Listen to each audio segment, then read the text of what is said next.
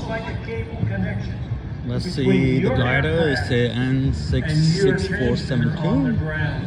It's really I have no idea about anything. No single biplane or double plane. And they're sitting on the top of the truck or trailer making announcements.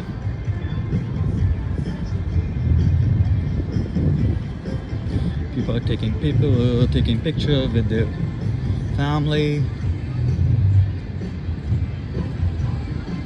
I host an event annually in Kirkwood, Delaware, a little event called Warbirds over Delaware. Next year will be my 25th year out there. One year we launched 36 radio-controlled World War I model planes at one time.